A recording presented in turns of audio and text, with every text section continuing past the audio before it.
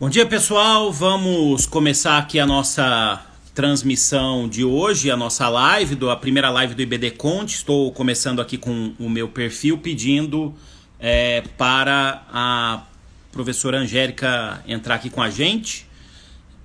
Só estou esperando ela fazer a solicitação. Vamos ver se está nessa.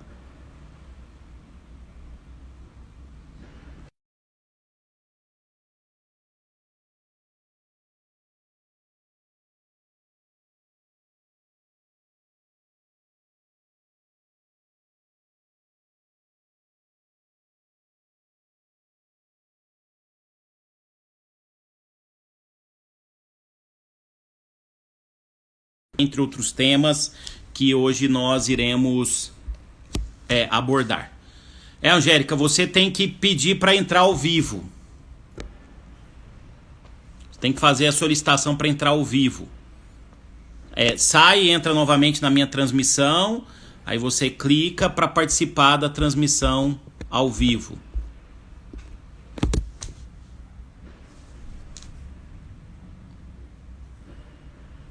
Vamos ver se ela consegue entrar. O tema é seguro. E logo após a transmissão, a Angélica ingressar. Angélica, você está pelo IBD Conte. Você deu o joinha aí. Você tem que fazer o pedido para entrar. Aí, IBD Conte. Então agora a Angélica está com a gente. E eu vou aqui, ela está pelo perfil do IBD Conte. E eu vou limitar aqui os comentários para que a gente possa trabalhar melhor. Olá, Angélica, bom dia. Bom dia, tudo em paz por aí? Buongiorno, come stai? Buongiorno, vida minha. Bene, grazie. Não há problema por aqui. Você? Cansada da quarentena, mas não sou só eu que tô, né? Todos nós estamos, né? E como tá a vida na quarentena, professora Angélica? Ela tá uma vida muito saudável. Eu durmo 8 horas por dia, pratico exercício, como 4 vezes ao dia, muito saudável, só tem um problema. Essa vida não é a minha.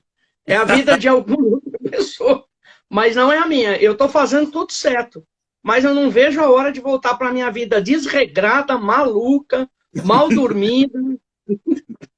Essa é a minha. Eu confesso, é difícil falar isso nesse momento, que em alguns aspectos a minha vida até melhorou com a crise que nós estamos vivendo. Eu acho que para muitas pessoas também, em alguns aspectos, a vida melhorou. E melhorou e muito, né? É verdade, é verdade. Em termos de segurança, de alimentação, essas coisas. Mas também lembrar que a gente faz parte, né, de uma categoria privilegiada, que Sim, não é todo mundo que está assim, né? Mas eu tenho certeza que você partilha dessas mesmas preocupações. Vamos em frente, vamos ver o que vem depois, né? Muito bem. Bom, vamos começar um pouco falando do nosso instituto, IBD Conte, Instituto Brasileiro de Direito Contratual, que foi fundado ano passado, né, em julho de 2019, e nós temos produzido muito aí sobre direito contratual nesses tempos, né? Eu tenho dito como o direito contratual ele assumiu em todos os ramos do direito privado, como ele assumiu um protagonismo, né, nos debates sobre a Covid. E eu queria que você explicasse aí um pouco, você como nossa vice-presidente, um pouco sobre o IBD Conte, né? E já pedindo aí para todos vocês, já aproveitando, né, que estão participando da live, que sigam o IBD Conte, afinal de contas a Angélica já está fazendo a transmissão do nosso perfil. O IBD Conte tem um atrativo especial para todos nós, porque ele é um instituto que prima pela pluralidade. A grande preocupação do IBD Conte é abraçar todas as opiniões, as mais plurais possíveis. Isso é importantíssimo. E essa ideia que a gente tinha lá na fundação, que é principalmente uma ideia sua, uma concepção, uma construção sua e da professora Gisela Aronaca, e que eu fui convidado para participar e adorei o convite, sou muito grata por ele todos os dias. Essa concepção de pluralidade está fazendo toda a diferença agora, professor. Porque se nós não olharmos esses problemas de uma maneira plural, como tem sido as nossas contribuições, eu digo nossas, porque eu mesmo já dei uma modesta contribuição lá no Migalhas Contratual, nós não vamos ter condições de dar conta, como profissionais, como professores, como advogados, como magistrados, nós não vamos ter condição de dar conta da complexidade da pandemia, das consequências dela para o universo dos contratos, e o universo dos contratos está em tudo, absolutamente tudo, se nós não formos plurais e se a gente não tiver essa visão multifacetada. Então, o BD Conte nasceu na hora certa e está dando uma contribuição importantíssima, por isso eu repito o seu convite, reitero o seu convite, sigam a gente em todo lugar que nós estamos, tem live pra caramba, tem curso planejado, tem o Migalhas Contratuais que a gente toca, tem a nossa revista, que deve sair logo em breve, mais um número. É isso. Multifacetado, plural e tentando dar conta da complexidade do mundo contemporâneo. O nosso site é o ibdconte.org.br. Já vamos aí para o volume 3 da revista, inclusive com temas relacionados à pandemia. Estamos publicando lá no Migalhas, a coluna Migalhas Contratuais, é só dar um Google. E hoje mesmo saiu um texto do professor Pablo Malheiros, do Paulo Nalim, sobre mensalidades escolares, né? Nós temos já uma programação já até maio, com textos, colunas diárias, né, do nosso Migalhas Contratuais. E realmente a gente tinha aí o nosso congresso previsto para junho, ia ser um congressão com homenagem, medalha ministro Rui Rosado. Infelizmente tivemos que cancelar, passar para 2021, mas provavelmente nós devemos fazer cursos e também congressos aí à distância. Em breve já vamos anunciar um primeiro curso nosso para maio, né, em sala fechada, para os associados e também para os não associados do IBD Conte. Bom, hoje o nosso tema é seguro. A professora Angélica é uma grande especialista nesse tema.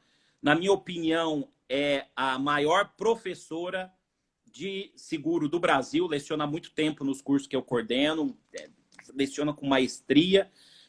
Aqueles que não sabem, eu também trabalho com seguro, sobretudo seguro empresarial, na minha atividade consultiva.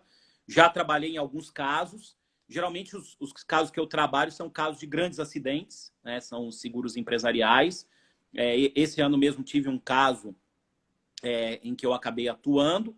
E nós vamos falar um pouco sobre seguro-saúde, a respeito também de seguro de vida. E eu queria, primeiramente, perguntar para a Angélica como ela vê como a pandemia afetou os contratos de seguro no Brasil. A princípio, parecia que as coisas iam caminhar muito bem, obrigado, que os contratos de seguro iam dar conta das suas responsabilidades sem maior problema. A partir do momento em que as coisas vão evoluindo e que a pandemia vai se consolidando como um evento que nós nunca tínhamos visto nada parecido, não nos últimos 100 anos, pelo menos, a gente começa a se preocupar com a rigidez, com a saúde dos fundos mutuais, a gente começa a se preocupar com a falta de conhecimento técnico de muitos daqueles que ou querem apertar o botão dizendo que tudo é caso fortuito, nada tem cobertura, ou querem apertar o botão dizendo que tudo tem cobertura porque a seguradora ganha muito dinheiro. Então nós temos tanto os incendiários de um lado como de outro, por isso que nesse momento é importante a gente lembrar sempre que os contratos de seguro tenham uma base técnica que toda vez que ela é afetada, não repercute no lucro da seguradora, repercute na formação do fundo mutual. E quem é que está lá no fundo mutual?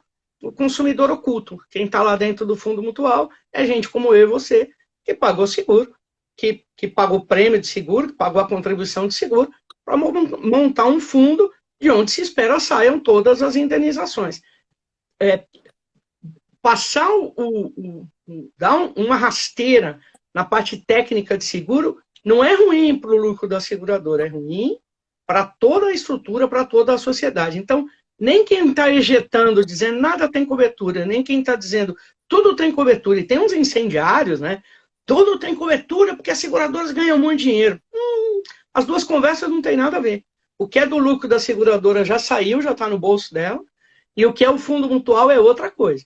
Claro que tem as reservas técnicas, as aplicações das reservas, a despesa administrativa, mas é tudo muito técnico para a gente adotar decisões sem pensar paulatinamente, sem pensar com clareza.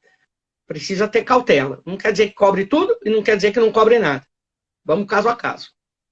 Eu tenho refletido bastante sobre essas questões, não só no contrato de seguro, mas em outros também, e acho que realmente a gente vai ter que tentar encontrar um equilíbrio. E não só agora, mas também no futuro, nós teremos alguns critérios que eu até reputo que são critérios até subjetivos, de caso a caso, de comportamento da parte dentro do contrato.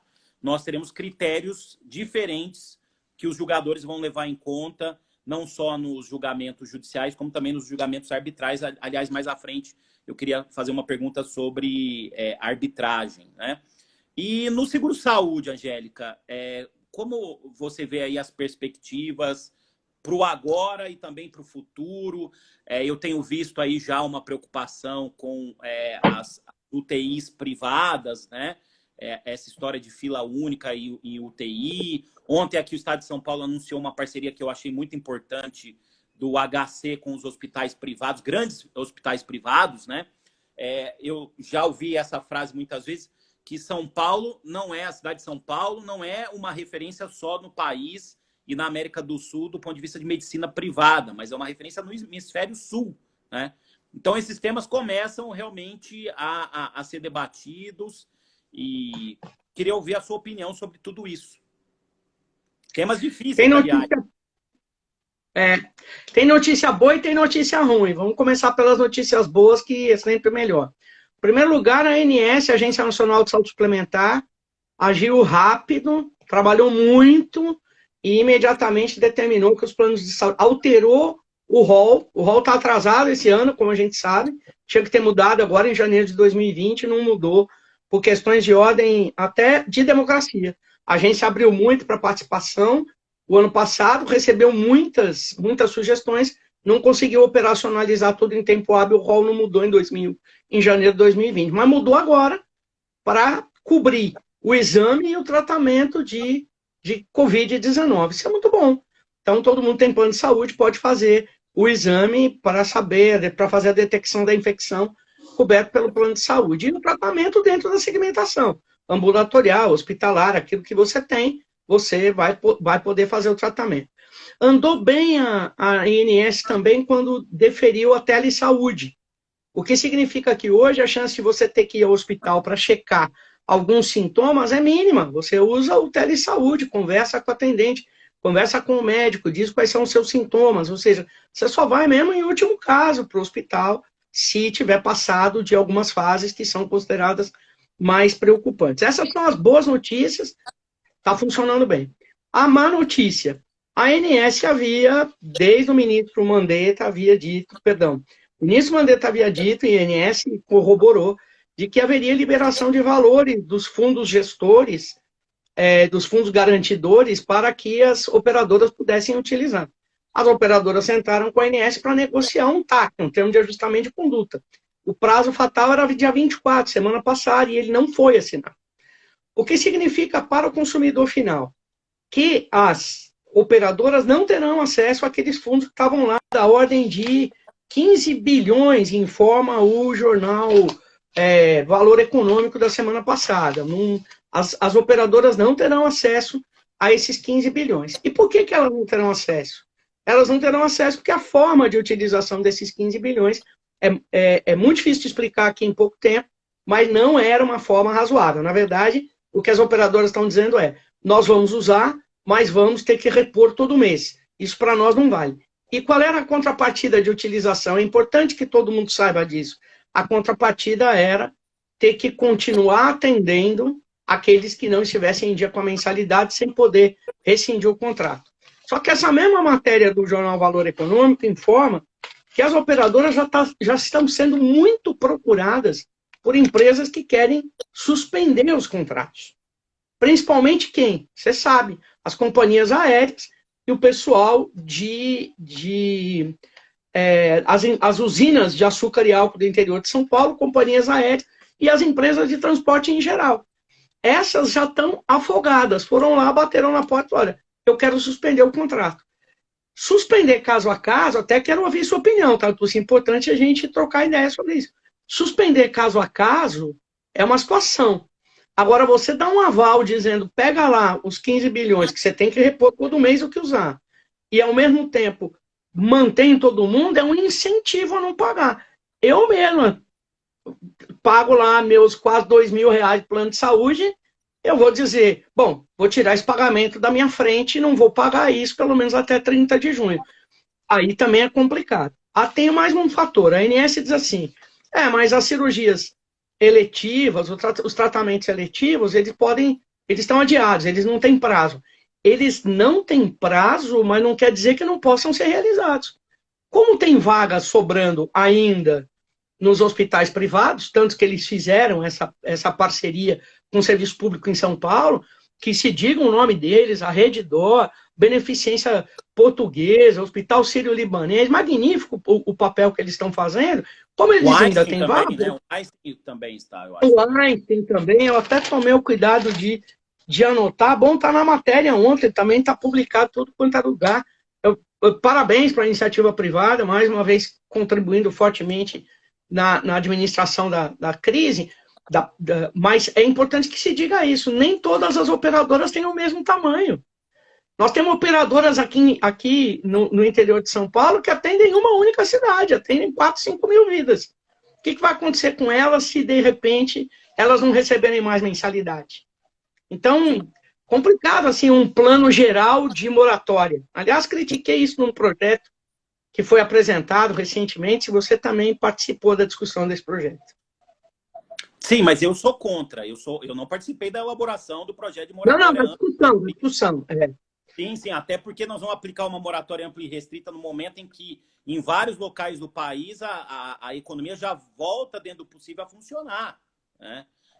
A minha mãe mora no interior de Minas, já estão reabrindo até a academia de ginástica, o comércio está funcionando, quer dizer, dentro do possível, pelo baixo índice, pelo menos a gente não tem ainda a testagem, né? Talvez isso também até seja um pouco prematuro, mas a economia já está funcionando, tentando voltar a funcionar em alguns locais. Então, essa moratória ampla e restrita, eu sou contra, né? Eu sou contra essa moratória pretendida por muitos, e acho que o tempo está passando, ela já não mais se justifica nesse momento, porque nós temos um panorama de uma tentativa de reabertura, não sabemos se teremos uma segunda onda, né? Pelo aquilo, eu não sou médico, não sou especialista nessa área, mas pelo que a história diz de outras pandemias, possivelmente teremos uma segunda onda que costuma ser a pior delas, né?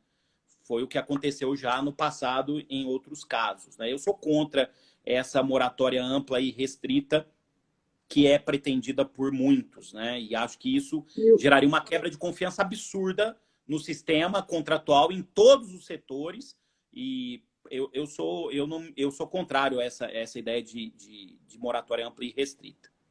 E, ao mesmo tempo, o TAC da ANS propunha às operadoras, então, que elas continuassem atendendo, apesar do não pagamento das mensalidades, o que seria um estímulo, não resta a menor dúvida, mas continuassem pagando os prestadores, o que é devido. Tem que pagar o hospital, tem que pagar o médico, tem que pagar a equipe de saúde, tem que pagar os insumos que são utilizados, principalmente porque está todo mundo comprando os respiradores acima do preço normal, porque não tem mais preço. Não estou nem entrando na discussão se o preço é abusivo ou não. O que eu estou dizendo é que é uma lógica de mercado.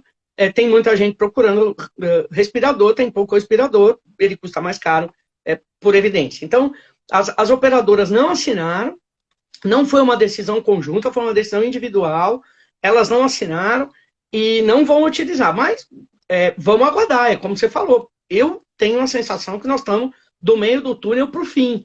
Nós estamos saindo, né? Agora, São Paulo... Onda. Primeira onda. Né? Da primeira onda. E isso é muito correto que você está falando, porque à medida em que nós voltarmos a circular, à medida em que nós voltarmos a nos reencontrar, nós vamos começar a passar uns para os outros, e talvez aí a gente viva isolamento intermitente. O isolamento intermitente vai sugerir, então, que a cada vez que eu ficar em isolamento, eu paro de pagar minhas contas? Não é bem assim que funciona. O professor Tepedino foi muito feliz na live que você fez com ele a semana passada, em que ele dizia é preciso a caracterização objetiva da impossibilidade em face da obrigação contratual. Olha, o Covid me impossibilitou assim. Eu fiquei doente, sou uma academia, tive que fechar, não posso fornecer delivery, Quer dizer, tem que haver uma conexão objetiva.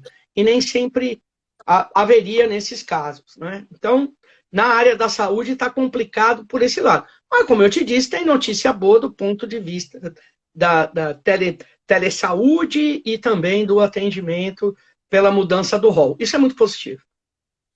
Eu quero só fazer uma pontuação. Eu limitei os comentários enquanto nós conversamos. Depois eu vou abrir para perguntas, porque eu já tive outras experiências com comentários abertos, a live possivelmente cai, né? Então eu vou abrir os comentários ao final para que vocês possam participar e vamos, por óbvio, escolher perguntas dentre as mais relevantes para a gente debater. Vamos falar um pouco agora sobre seguro de vida, professora Angélica, né? Porque algo que tem sido muito debatido diz respeito à cláusula excludente em seguro de vida. É uma cláusula geral que é utilizada, acho que modelo até internacional, que prevê exclusão do seguro de vida em caso de pandemia. Né? Genericamente, está falando em caso de pandemia. E, nesse caso, a sua opinião, a cláusula é válida, sendo prevista no contrato de consumo e de adesão, ou a sua validade pode ser contestada? Eu já deixo clara a minha opinião que a validade pode ser contestada. Eu acho que a pandemia, dentro do contexto que nós vivemos hoje, a pandemia de Covid, é um evento interno, né, dentro do chamado risco do empreendimento da seguradora. E também a limitação, né, dessas cláusulas, a amplitude dessas cláusulas. Como é que você vê essa questão? O Código de Defesa do Consumidor permite as cláusulas restritivas de direito. Isso vem bem ao encontro, não mas ao encontro, da necessidade técnica dos contratos de seguro, que é ter pré-determinação de risco. A pré-determinação de risco não é maldade, né? Não é caixinha de maldade do segurador. A pré-determinação de risco é fundamental para cálculos atuariais, para cálculos de estatístico, probabilidade estatística. Então, é por isso que a pré-determinação de risco está prevista lá no 757 do Código Civil, e isso, se a gente for usar aquela teoria do diálogo das fontes, o diálogo perfeito, porque você tem o 757 e tem lá o 54, Código de Defesa do Consumidor, que diz, pode restringir. Você pode restringir assim, assado. Quer dizer, você tem que informar, etc. Mas pode restringir. Essa limitação é uma limitação técnica, de ordem técnica, não tem nenhuma subjetividade. Por que pandemia não é coberta em contrato de seguro de vida? Porque morre muita gente. Afeta o fundo mutual e tem dois problemas.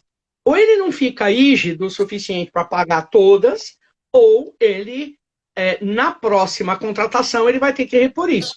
Então, quem pagou 100 esse ano, se prepare para pagar 1.000 o ano que vem, porque para remontar, reorganizar o fundo mutual, vai precisar disso. Bom, isto posto, vamos lá. Saiu uma notícia nos jornais também de que as seguradoras estariam dispostas a pagar por liberalidade. Isso é um absurdo.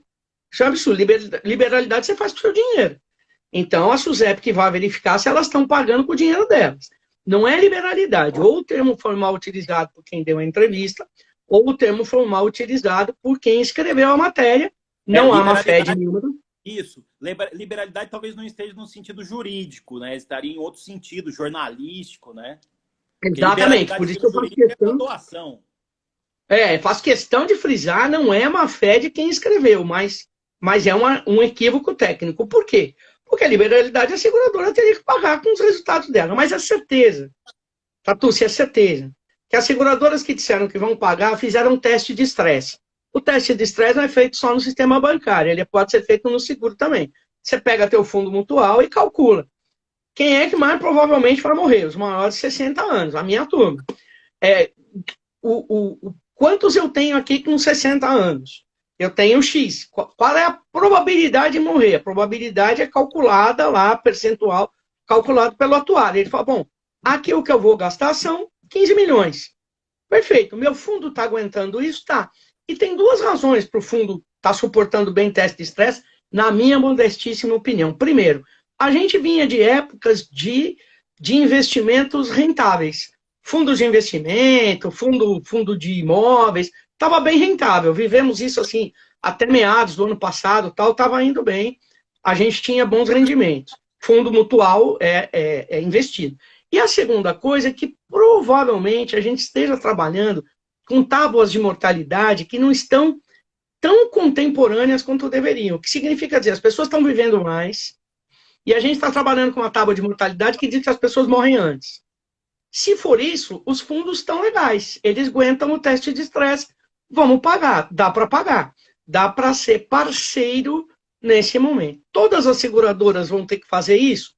Difícil. Elas têm que fazer teste de estresse e têm que dizer, olha, a gente pode.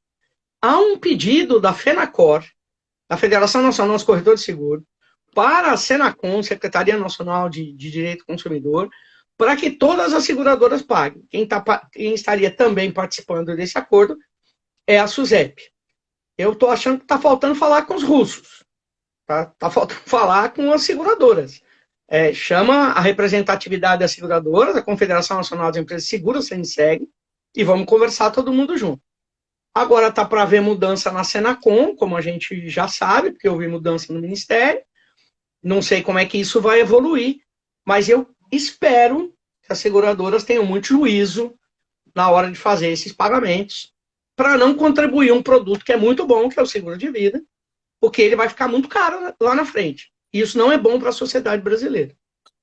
Olha, mas eu vou dizer, viu, um passarinho me contou que as seguradoras, sobretudo as europeias, elas têm um interesse social de efetivar esse pagamento por uma questão de visão de empresa perante a sociedade. Então, nós vamos ter um debate bem interessante a respeito desse tema, porque a gente pode ter conflito de visão de seguradora para seguradora, né? Da pode ter, social. E é bom que tenha. Eu acho que nessa altura vale até como ponto de vista concorrencial, vale com abordagem concorrencial. Quem correr na frente, fizer teste de estresse e disser o meu fundo segura, ou mais. Eu fiz aplicações e não vou reportar as aplicações, não vou repassar as aplicações para o meu resultado. Eu vou botar tudo no fundo mutual. Eu não vou manter no fundo mutual só a reserva técnica. Das aplicações que eu fiz no passado, eu vou repassar valores para lá. Porque eu quero sair na frente dizendo, eu sou a seguradora Angélica Canini e não vou deixar meu cliente na mão. Pô, é bonito isso, cara. Esse tipo de concorrência é o melhor que tem. Tá? No capitalismo que a gente vive, esse tipo de concorrência é a mais bonita que tem. Tomara que isso aconteça e aconteça muito. E é algo que, com a pandemia, mudou e foi muito acentuado. Não se falava disso no passado. Eu tenho uma percepção que isso deve ser até aprofundado. A gente tem visto aí comportamentos de determinadas pessoas, até celebridades que, às vezes, tomam uma determinada medida, contratos são rescindidos. Né? Há hoje uma preocupação social com as condutas que estão sendo tomadas e que serão tomadas a partir de agora. Isso vai atingir, na minha opinião, todo o mercado e por alguns anos. Outro tema... Só para completar, Tatu, desculpe te interromper, não é possível que tudo isso que a gente está passando, não só no Brasil, mas no mundo inteiro, não é possível que as filas de caixões na Itália, não é possível que as filas de caixões em Manaus não nos façam sair disso melhores. Não é possível. Porque se acontecer da gente sair igualzinho que a gente era, é muito ruim mesmo que a gente não aprenda nada com todo esse imenso problema que nós estamos vivendo. Outro tema, eu já tive caso sobre esse assunto em seguro empresarial, seguros de lucros cessantes, vão ter cobertura, aquela história, né, de divisão, dano direto, dano indireto. Tem modelos de contratos no Brasil que falam, até usando modelo inglês, perdas financeiras puras, perdas financeiras impuras, e nós temos uma grande dificuldade de dizer se isso é dano material direto, se é dano material indireto. Qual que é a sua opinião sobre esse mercado dos seguros de lucros cessantes? Está passado da hora desses clausulados serem mais bem escritos, mais claros, não serem cópia de modelos importados. Não é porque a minha seguradora é de lá de fora que o que eu uso aqui tem que ser exatamente o que está lá traduzido. Angélica, só fazer aqui uma interrupção de contar uma história. Eu já tive um caso que o contrato era um seguro empresarial. O contrato tinha 3 colunas. Uma em alemão, uma em inglês e uma em português. Eu tenho um alemão muito básico, talvez um B2, mas eu consegui entender um pouco.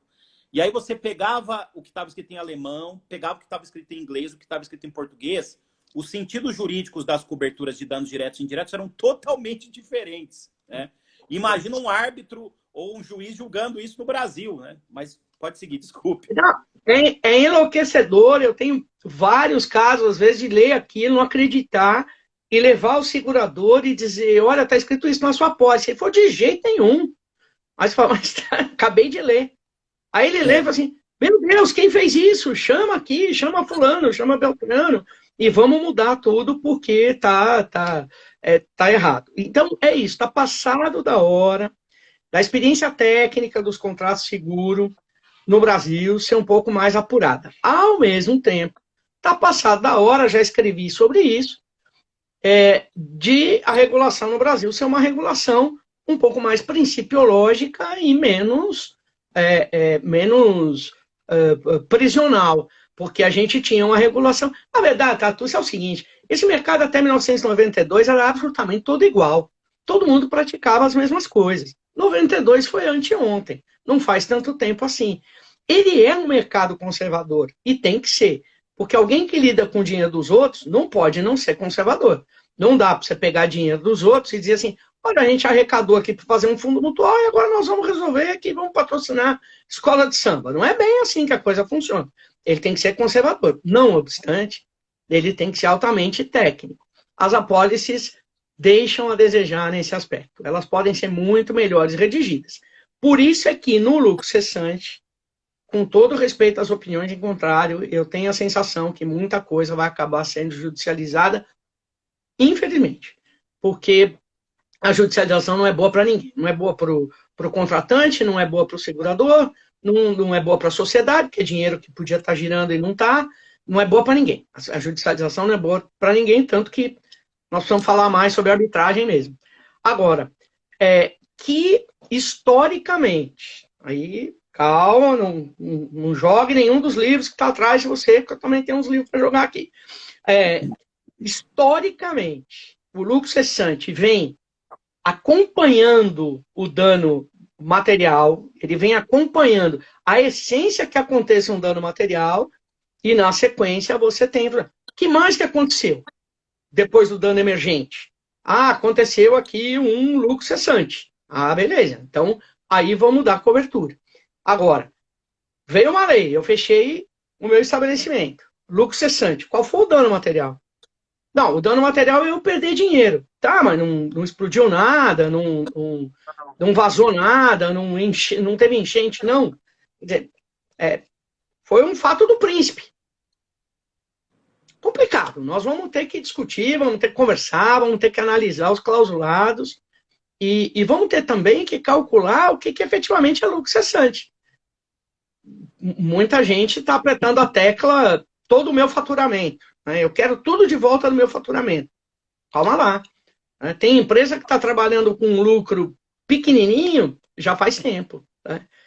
E não vai tirar do seguro agora essa compensação.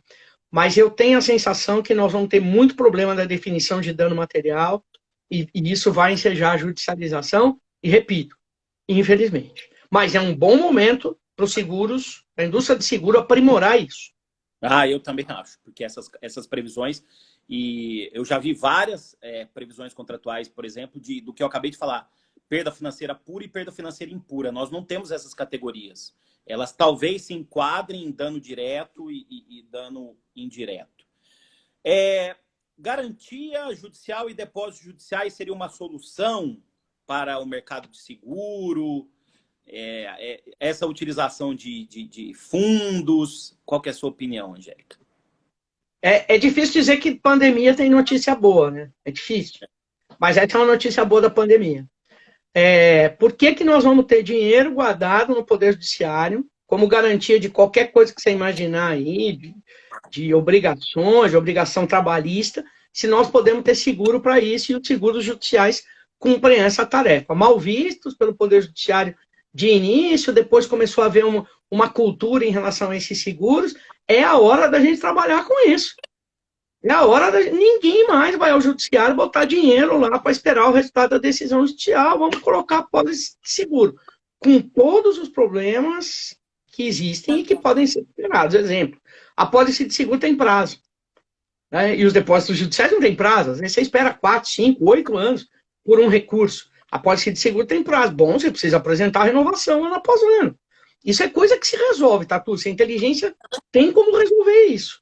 O que nós não podemos é ficar com dinheiro parado, a empresa precisando de capital de giro, e o magistrado dizer por mera subjetividade que ele não aceita os depósitos judiciais. Nesse sentido, o Conselho Nacional de Justiça poderia muito bem soltar uma nota incentivando a magistratura brasileira a liberar esses fundos mediante a apresentação de apólices de seguro judicial. Eu sou fã dos seguros de garantia, performance bond, eu sou fã desses seguros, não vejo a hora que mude a lei de licitação, que a lei de licitação mude para trazer mais presença do segurador nas obras públicas, enfim. Eu sou muito fã desse seguro.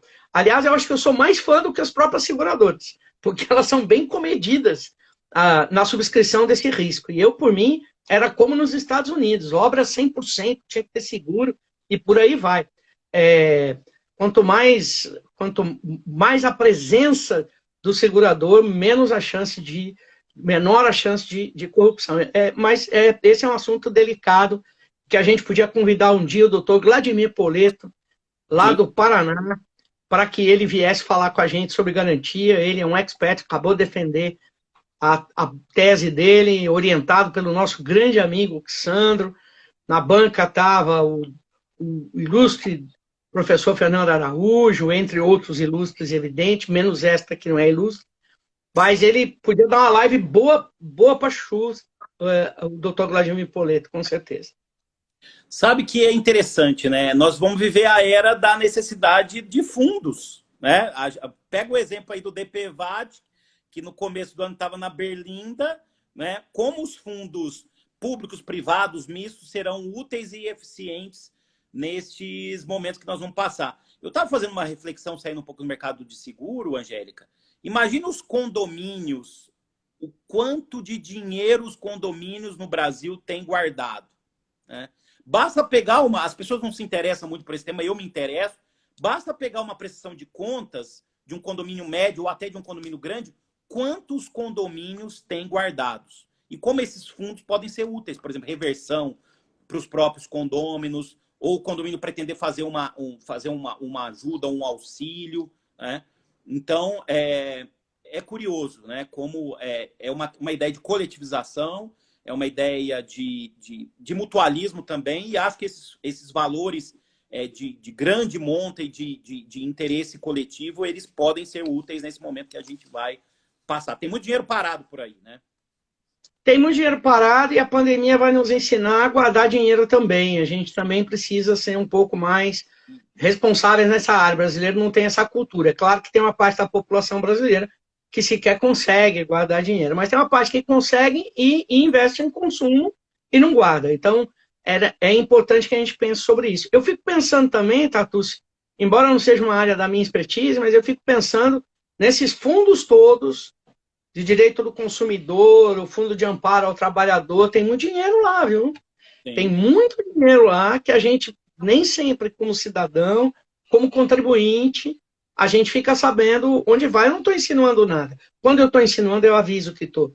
Mas não estou insinuando. Eu estou dizendo que é dinheiro que agora tem que entrar nesse esforço de vencer as consequências nefastas dessa pandemia, né, desse vírus maldito. Aí. Bom, uma última questão é a judicialização dos contratos de seguro e o incremento da mediação, da arbitragem no futuro, né? Eu gosto sempre de pontuar, os processos judiciais estão, nesse momento, com os prazos suspensos, mas as arbitragens não, né? Eu mesmo estou com um prazo aqui para vencer de sentença arbitral, né? Temos que trabalhar, isso é uma confrontação interessante, né? E a última sexta-feira, no nosso programa de mestrado e doutorado da Escola Paulista de Direito, do qual tenho a honra de ser o coordenador, na minha disciplina sobre extrajudicialização, nós tivemos uma brilhante aula do ministro Reinaldo da Fonseca, em que ele falava e concluía que, especialmente a mediação, eu sempre fui relutante a respeito disso, mas a pandemia me trouxe a pensar de maneira diferente, que a gente deve ter um incremento da mediação e também da arbitragem por meios virtuais, né? Qual que é a sua opinião, Angélica, sobre essa questão da arbitragem e até ela indo para outros meios? Então, Tatu, na relação das coisas que eu sou fã, além do Palmeiras, tem a arbitragem, né? Além do Palmeiras e de Macarrão, tem a arbitragem. Por quê? Você pontuou bem, você vê, mal a pandemia tinha sido decretada e já veio assim, não, vamos parar para os prazos, né? Felizmente o tribunal não parou de funcionar, porque os advogados teriam morrido de fome, eu inclusive, mas os prazos pararam, né? Já acontece isso. Fora isso, a gente enfrenta as greves do judiciário, que nem são greves de magistrados, são greves de funcionários, e que às vezes para. Eu já enfrentei greve que deixou muito tempo parado ao longo da minha longa carreira como advogado. Na arbitragem não tem nada disso. Então, esse aspecto já me torna fã. A segunda coisa que me torna fã é o caráter de especialização. Não tem como os magistrados brasileiros, salvo se a gente estabelecer vara especializada para tudo, não tem como os magistrados brasileiros entenderem da complexidade de alguns contratos. Os contratos de seguro, os contratos de resseguro, os princípios aplicados aos contratos de resseguro, os costumes internacionais aplicados aos contratos de resseguro. Não dá para você conseguir. Essa aula não tem na faculdade, e às vezes nem nos cursos de especialização em seguro a gente consegue aprofundar tanto quanto precisaria as questões referentes a resseguros, as cláusulas de resseguro. Se você pegar qualquer livro de resseguro, são poucos publicados no Brasil. Eu lembro sempre do livro do Pisa, tem também um outro volume do Dr. Sérgio Mello, nada menos do que 300 páginas, 400 páginas. Por quê? Porque resseguro é muito complicado. Resseguro é bastante complicado. Então, como é que você vai fazer um magistrado entender disso? Do dia para a noite, você joga um contrato, um calhamaço, mais de 1000 páginas e fala, ó, tem que entender disso. A arbitragem abrevia esse caminho. Você chama o árbitro que trabalha com isso, que conhece isso, que está formado nisso, que já teve experiência com isso. Então, na área de seguro, claro que os massificados, o automóvel, tal, tem muita coisa que você resolve com mediação, conciliação. Mas nos contratos empresariais, a arbitragem é uma grande solução. Pena que no Brasil a gente ainda não sedimentou essa cultura. Quem sabe é o resultado positivo da pandemia. Muito bem. Angélica, eu já abri aqui para as perguntas, né? Eu quero deixar esclarecido que essa live ficará 24 horas aqui no meu Stories, e depois, né, o Caio está aí, o nosso assessor, e depois vai para a minha página do YouTube. Mais à frente a gente deve também criar uma página. Recebi uma declaração de amor do Simão, vou aceitar, vou casar com ele, largar tudo, vou ser dona de casa, viu? Vamos ver se chega alguma pergunta. Já vi o professor César também aí. O professor Simão, ó, tá falando que tá com ciúmes, ó. Não sei se tinha chegado antes. Bom, vamos abrir para as perguntas. Obrigado a todos. Excelente. Muito obrigado a todos. Fico muito feliz. Diz que gosta mais de mim. Isso aqui já está virando agora uma sessão caras. Deixa eu aproveitar e fazer um pequeno comentário sobre um assunto que talvez dê confusão também nesses próximos dias. Tem uma aí, agora. Você conseguiu ler? Não, passou muito rápido. Eu vi que... Caso cada seguradora, a obrigatoriedade de todos agirem de modo uniforme pode ser exigida pelo judiciário. Acho difícil que o judiciário possa dar uma decisão de cima para baixo, obrigando todo mundo a agir da mesma forma. Não, tenho a sensação que cada caso vai ser um caso e deverá ser levado para apreciação. Não sei exatamente a que seguro ele se referia. Mas tem uma modalidade de seguro ainda pouco praticada no Brasil, mas a que já está sendo praticada pode ter problema, que são os cyberseguros. Os cyberseguros são os seguros contra o travamento, contra todos os riscos que você pode ter na sua operação com dados. Todo mundo hoje tem uma operação de tratamento de dados e a gente pode ter vários riscos. A gente pode ser invadido, a gente pode ter vazamento de dados, a gente pode ter o famoso travamento. Teve uma universidade em São Paulo que teve um problema com isso, travamento de dados, não conseguia acessar nada, o aluno não entrava pela catraca, o professor não conseguia assinar o ponto, nada, travou tudo. E aí há aquele pedido de resgate. Eu só libero se você, o malfeitor lá, só libera se você fizer o pagamento em bitcoins. O negócio é esse ainda, o pagamento tem que ser feito em bitcoin. Tem seguro para tudo isso no Brasil, tem seguro para tudo isso. A questão é que para você contratar esses seguros, há uma verificação dos seus sistemas de proteção. A subscrição de seguro é feita se você tiver sistemas de proteção. O que aconteceu aqui no estado de São Paulo, que eu acompanhei melhor pela minha própria experiência profissional? O governador do estado disse, olha, a partir de 23 de março, tudo fechado. O que aconteceu no dia 22 de março, que foi uma segunda-feira? Nós fomos todos para dentro do escritório e organizamos uma debandada geral. Né? E fomos todo mundo embora. Meu escritório, de dar um notebook para cada um, não tinha nem onde comprar. Não conseguia alugar, não conseguia mais nada. O que o pessoal foi usar em casa? Seus próprios equipamentos. Como é que é o sistema de segurança de cada um dos nossos colaboradores? A resposta é eu sei lá. Naquele momento, no dia 22, no dia 23, quando a gente fechou, a gente não sabia. Claro que nós fomos tomando medidas de segurança pela TI, pedindo para implantar, todo mundo ter sistema de segurança, etc. e tal. Mas teve gente que não teve essa condição de fazer isso, nem condição técnica e às vezes nem condição de organizar isso. Aí, se houver um vazamento de dados, e se vazarem dados de clientes, lá do computador da casa do colaborador do escritório de advocacia ou de qualquer outra atividade que foi para a home, do contador. Por exemplo, nós estamos em época de imposto de renda. Foi adiado, mas tem que declarar. Ele está lá com um monte de dados. O funcionário dele foi para casa, vazaram os dados. Todo mundo está sabendo, tá tudo, quanto é que você ganhou ano passado. E que a gente sabe que não foi pouco, né? E a gente sabe que não foi pouco. E sabe onde você gastou e etc e tal. Quer dizer, como é que faz? Vai ter cobertura do seguro? Mas o seguro disse, olha, eu só cobria porque vocês me davam uma garantia.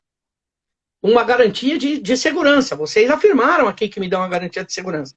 E essa garantia de segurança não ocorreu mais. Não tem mais. E aí, vai ter cobertura ou não? Responde você. Esse é um tema que eu preciso estudar mais, viu, Angélica? Complicado, hein? Eu vou fazer um migalhas para isso. Vou preparar um migalhas para isso e a gente conversa junto. A gente discute junto, com certeza. Esse é um tema... É um tema que vai dar dor de cabeça. O Simão comentou aí sobre custo de arbitragem, se é muito cara, depende da câmara. Né? Tem câmara que é cara, tem câmara que você pode fazer a simulação, já entra lá, coloca o valor da causa, já sai a despesa, e tem câmara que é mais barata. Você pode ter arbitragem com custo de total de 30 mil, 50 mil, depende. Depende da câmara. Alguns regulamentos prevêem até flexibilidade de negociação. Né? Eu já participei de um painel em que houve essa negociação inicial, a gente chegou num valor que era um valor até bom para se obter um título executivo um título executivo judicial, né, em curto espaço de tempo. Então depende, por óbvio, né, da Câmara e do regulamento. O Simão fez uma pergunta aí sobre indicação de árbitros constantes por escritórios. Aí tem um problema ético, tem a questão, né, de dever de revelação, a possibilidade de impugnar o árbitro. Isso tem acontecido muito, viu, Simão? Muito, muito. Aí se institui um comitê dentro da Câmara para julgar essa questão. Existem padrões até internacionais de código, né? Código vermelho, código amarelo, código laranja. Isso tem sido muito aplicado, viu, Simão? Nessa questão de indicação de árbitros, né? E tem sido, inclusive, vários casos de afastamento, né? De se adotar realmente o afastamento do árbitro. Precificação de arbitragem, me permita usar da sua experiência, não está diretamente relacionada com quantidade de utilização. Quanto mais crescer a utilização de arbitragem, os valores não tendem a ficar mais palatáveis? Tem alguma relação? Isso eu acho. São vários critérios, Angélica. Por exemplo, tem Câmara que leva em conta o valor da causa, sem possibilidade de Tá. flexibilização. Talvez a principal Câmara da América do Sul tenha esse parâmetro. Tem Câmara que fixa lá um percentual e para o árbitro com possibilidade de flexibilização. E aí os árbitros podem acertar isso com as partes, né, no começo, qual é o montante. Né? Não há tanto problema com taxa de administração, porque taxa de administração ela é fixa e não é um valor muito excessivo. Né? Tem câmara de arbitragem que trabalha com horas. Então, vou dar um exemplo. Fixa lá R$ 800 a hora do árbitro, um mínimo de horas. Então, vou imaginar um exemplo, 100 horas. Se você tiver um árbitro só, vai ser 80 mil, né? É o custo médio. Né? Então, quer dizer, isso tem uma variação. Eu acho que é uma lenda de que é sempre cara. Não, é possível que haja, sim, negociação, né, por horas ou negociação também pelo valor da causa. O Simão está dizendo que o CCBC não trabalha com hora, não. Mas se você der uma olhada, a CCBC é pelo valor. A B3 trabalha com horas, viu, Simão? Então, depende da Câmara, né? Mas, eu não sei, uma série de fatores que aí a gente teria que fazer uma outra live, né? Não é a minha maior especialidade, eu atuo como árbitro já há algum tempo, mas tem pessoas mais preparadas do que eu para apontar o porém dessa variação. Né? E por que ainda o valor é muito alto. Eu já vi uma arbitragem que era um árbitro único e que era o valor baixo, que o custo dela foi R$ 20 mil. E houve Então, revelia, foi obtido uma sentença, um título executivo judicial em 5 meses. Então, quer dizer... Né? não teríamos em lugar nenhum uma condição dessa, em nenhum fórum brasileiro a gente teria uma condição dessa. Mesmo agora com processos eletrônicos e tal. Mas a minha questão, além do tempo e além da especificação técnica, é que eu tenho a sensação que a verticalização que a arbitragem permite em termos de apresentação de argumentos, de apresentação de razões, se constitui quase que um estudo do caso. A decisão do magistrado não tem como ser tão verticalizada, na minha opinião. O que faz com que a arbitragem possa ser até um elemento de aprimoramento dos contratos, das relações empresariais. Isso me parece também um subproduto da arbitragem, além da questão do tempo e da tecnicidade, me parece um subproduto muito interessante. Subproduto não no sentido de ser menos importante, mas de ser um resultado, né, que me parece importante. Eu preciso aprofundar mais os estudos sobre isso na área de seguro, mas tenho muito gosto, porque tudo é melhor quando você consegue desenvolver com largueza os seus argumentos e apresentar as suas razões. Eu tenho a impressão que a gente caminha para isso no Brasil inexoravelmente. Eu penso que sim. Mas eu falei aí da questão do valor, era uma arbitragem com um árbitro só e teve revelia, por isso que ela durou tão pouco, né? Por esse custo. Eu vi o Fábio aí comentando que o custo foi baixo, pois é surpreendente, né? Então, eu já atuei como árbitro, também já vi muita arbitragem como parecerista, que tive que estudar todo o procedimento, né? E temos experiências muito diferentes. Né? Já vi uma arbitragem que durou 5 anos, né? E continua ainda, uma das arbitragens mais antigas do Brasil. Então, realmente, a gente tem um mercado com realidades bem diferentes. Né? Vamos ver se a gente consegue ver mais alguma pergunta aqui. Tá. Pois não. Não, o que importa é ter um mercado multifacetado em que a gente possa atender a cada litígio conforme a sua especificidade. Porque se não for assim, a gente não constrói aquela sociedade justa que a gente deseja e que a Constituição coloca como objetivo. Nós vamos construir uma sociedade justa quando eu puder ir a alguém, ao árbitro, ao judiciário, com uma questão altamente complexa e técnica, e as pessoas tenham interesse sobre isso, mas também não vamos fazer o consumidor esperar o tempo que ele espera por uma decisão, porque isso também não resolve nada na outra ponta. Né? No nosso grupo lá dos fundadores, a professora Sofia, acho que queria fazer uma pergunta. Vamos ver o que ela vai mandar. Ô, Angélica, uma vez eu falei para você, né, Angélica, que o Brasil precisava te conhecer, que você é um fenômeno nessa área de seguros. Essa live só comprova isso, hein, minha querida? O pessoal Quem só que escreveu elogia. isso? Hã? E quem que escreve? Não, para com isso. O que acontece, que faz a diferença, talvez, e que as pessoas às vezes estranham, é que eu sou uma apaixonada por seguro. Invariavelmente, os opositores dizem que eu sou apaixonada por seguradora, o que é uma inverdade, mas eu até, agora que fiquei mais velha, eu não ligo não para esse tipo de coisa. Mas antes eu ficava muito mordida e saía dando porrada, com perdão da má expressão. Mas o que eu sou é apaixonada por seguro. Eu acredito em algumas instituições. O seguro é uma delas, a arbitragem é outra. A conciliação e a mediação, falei pouco disso, mas eu também acredito em negociação. Até se foi a Sofia Vial que fez a pergunta, a Sofia sabe. Eu disse para ela, olha, uma das boas coisas que a gente podia ter agora, nessa época de pandemia, é a criação de um 0800 para negociação. Alguém que fique sentado lá só atendendo. Olha, eu não posso mais pagar a escola do meu filho. Por que você não pode pagar? Porque eu tenho uma academia, e a academia fechou, não posso funcionar nada, não tem delivery, não tem nada. Olha, eu não posso pagar a escola do meu filho como eu pagar, mas eu posso pagar com 20% a menos. Então, é isso que nós temos que desenvolver no Brasil, não esse oportunismo de umas pessoas que já dizem não vou pagar mais nada, que se dane quem quiser vir me cobrar. Né? É isso que é um bom momento para a gente amadurecer. Eu teria uma longa reflexão para fazer sobre isso, mas... Você pegou um exemplo bom de academia, que é um mercado que eu conheço, porque minha mãe tem uma lá em Minas, lá em... pô, pensei que você ia dizer que frequentava. Não, eu ia falar também. Eu sou um gordinho saudável, Angélica. Mas toda vez que eu faço exame, eu fico feliz. O Simão estava comentando com ele que eu sou sempre um gordinho saudável. Nem quando eu era magro. Mas é uma coisa para a gente se pensar, porque eu recebi o plano de contingência lá da cidade. Como a academia vai funcionar, ela possivelmente fica inviável economicamente. Porque, por exemplo, numa sala com 12 esteiras, vão poder funcionar 3.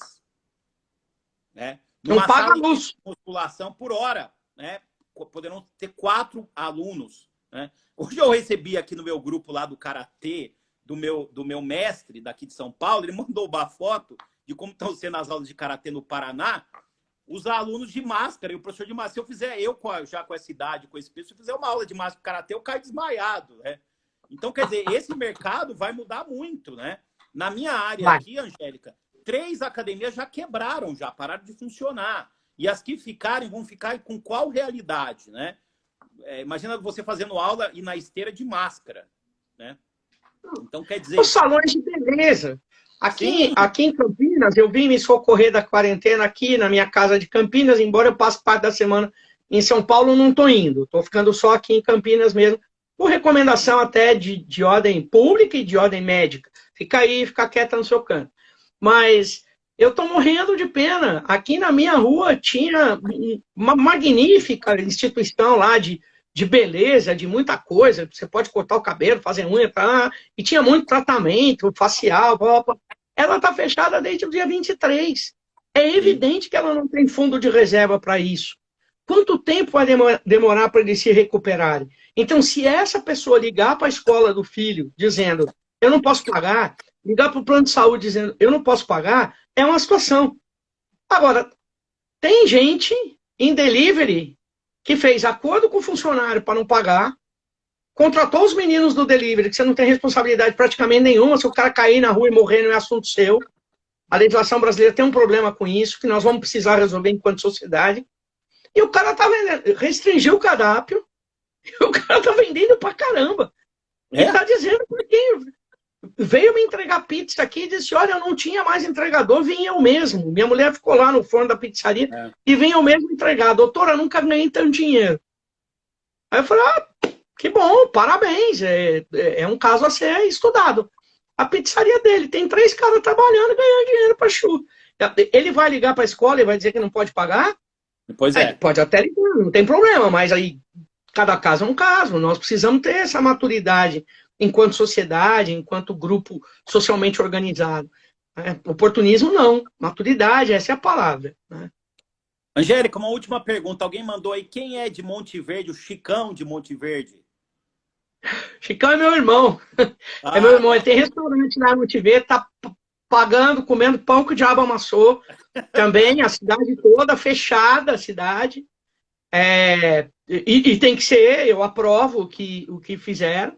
Você pode imaginar que Monte Verde perdeu todos os feriados que nós tivemos até agora, e que eram os melhores feriados para Monte Verde. Eu não gosto nem de falar, porque eu fico muito triste. Eram os melhores feriados da cidade. Meus amigos estão lá, eles têm hotel, pousada, restaurante, bares, e nem eu estou indo lá, porque não pode, a gente não pode entrar. A gente tem casa, mas não pode entrar. Então, assim, eu não sei o que vai ser de Monte Verde na volta. Eu espero que a gente tenha muita saúde para lutar por aquilo. E lutar por outras cidades de turismo que estão passando por esse mesmo problema. Não estou preocupado só com Monte Verde.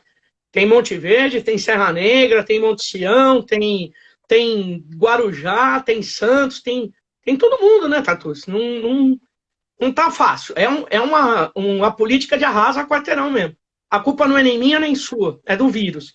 Então, vamos tentar socializar. Desculpe falar desse jeito, mas eu te considero um irmão, então acabo que me sinto mais livre para me emocionar, inclusive. Mas estou muito triste, porque eram os melhores feriados. O do 1º de maio agora ia ser um arraso. Já está frio na cidade, todo mundo vai para comer um fundi, tomar um vinho, restaurante do irmão, tem hotel de amigo pra caramba lá. Mas vai passar. Deus vai permitir que a gente não seja oportunista, seja responsável e consiga dar jeito em tudo isso, né? Passos não é de turismo, né? Passos é, não, é não, tem perto um de pouco. Piauí, né? Não, tem um pouco por conta de cachoeira, mas é muito pouco. Tem muita loja de roupa, né? Então, é bem diversificado lá, mas o comércio já está funcionando, porque lá é um centro médico regional, tem um hospital muito bom, que está, acho que com 10%, 20% de UTI, mas cobre, a cidade tem 100 mil, mas essa cidade, Passos, o hospital, a Santa Casa de Passos, parece que atende 1 milhão de pessoas, né, na região. Nossa, Mas gente aberta. o hospital é bom, está ainda com UTI baixo, tem um outro hospital também, que eu acho que é o Hospital São José, que também tem uma estrutura boa, e por conta disso o comércio já reabriu, e até as academias já voltam a funcionar, os clubes voltam a funcionar dentro do possível, né? Mas eu também tenho dúvidas como vai ser tudo isso, a gente andando de máscara, com álcool em gel, a gente vai ter um caminho longo, né? E assim, o que eu gosto de conversar com você, Angélica, e também gosto de, até pela sua emoção aí no final, a gente trabalhar com a realidade, né? O Simão já fala isso muitas vezes, que a gente muitas vezes quer esconder a realidade, né? Mas a realidade está aí, estamos passando por momentos complicados, vamos passar por momentos mais complicados, né? Mas tem gente que, infelizmente, não quer ver isso. A gente vai precisar de muita solidariedade, a gente vai precisar realmente reconstruir muitas coisas, né? Rever muitas coisas, mas a gente vai superar, a humanidade já superou, né? Nós chegamos até aqui por isso.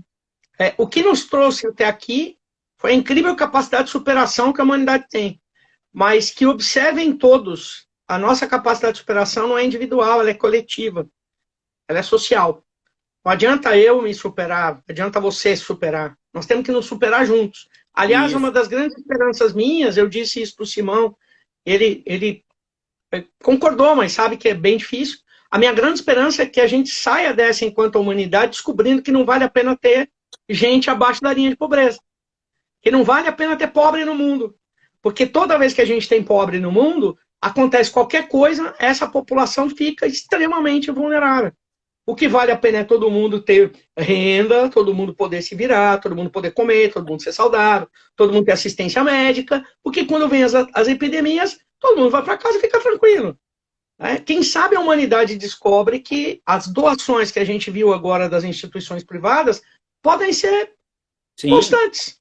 Em programas sociais que façam as pessoas não morarem na beira dos rios, as pessoas não morarem em lugares insalubres, não morar no lixão, e tantas outras coisas que acontecem na África, que acontecem tão claramente no hemisfério sul. Aliás, os Estados Unidos, se botar a mão na consciência, vai ver que os homeless são muito problema numa época de pandemia. Quem sabe eles desenvolvem políticas públicas para não ter mais esse tipo de coisa. Todo mundo tem seus podres, né?